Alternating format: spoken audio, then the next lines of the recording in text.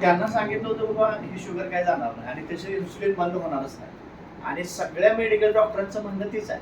अनेक पेशंटच्या मनावर त्यांनी हेच बिंबवलंय की शुगर तुमची आयुष्यभर जाणार नाही, इन्सुलिन बंद होणार नाही. मग त्या पेशंटच्या लोकांनी मला कॉल केला, मागच्या 6 महिन्यापूर्वीची घटना. मग मी घरी गेलो, सगळी फाईल बघितली आणि मिरजेला ट्रीटमेंट चालू होती आणि डॉक्टर पण सामान्य नाही आहे, डायबेटॉलॉजिस्ट होता तो, त्याच्यामधला स्पेशली होता आणि त्याच्या सगळ्या ट्रीटमेंट चालू होत्या. 12 महिने ट्रीटमेंट घेतल्यानंतरही शुगर त्याची जास्तच होती, युरिन शुगर होती, ब्लड शुगर होती आणि इन्सुलिन चालू होतं 40 युनिट, 40, 18 आणि 23 असे 3 युनिट. मुलाचं वय तर अक्षरशः 8-9 वर्षाचं वय आणि दुसरी गोष्ट वजन खूप कमी आणि मग त्याची सगळी पूर्ण फाईल बघितली तर त्या फाईलमध्ये सगळी गंमत होती, सगळे उलट सुलट पत्ते लिहिले होते.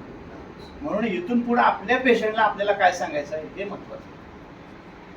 तर पूर्ण त्यांना 7 दिवसाला 8 दिवसाला मला फॉलो केलं. त्यांच्याकडे ग्लुकोजची मशीन होती, त्या मशीनवर टेस्ट करायचे आणि कंप्लीट 1.5 महिन्यामध्ये त्यांचं इन्सुलिन बंद केला.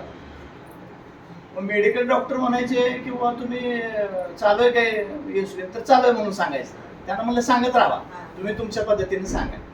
पण इथं त्याचा HbA1c येतोय 4.8, 4.9, 5.6, 5.5 असा येतोय. मग आपण काय समजायचं?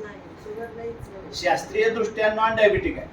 मग आम्ही त्यांना काय सांगितलं, तुम्ही दर महिन्याला HbA1c करा, जातील तुमचे 1000-500 रुपये, पण दर महिन्याला HbA1c करा आणि बाकी पण सप्लिमेंट मी त्यांना दिली.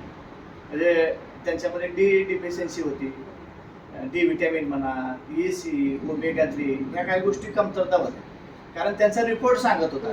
त्यानुसार मी आहाराची पूर्तता केली आणि डी आणि टी चालूच होता. त्यामुळं आता कालचा जवळजवळ 6 महिन्यानंतरचा काल रिपोर्ट आम्ही काढला, तर तो आता नॉन डायबिटिक आहे. शेवटी मेडिकल डॉक्टरला लिहून द्यावं लागलं की हा विद्यार्थी नॉन डायबिटिक आहे, इन्सुलिन इज होल्ड, पूर्ण ड्रॉप. आता माझ्याकडे ते प्रूफ आहे. एवढा जबरदस्त रिझल्ट आहे.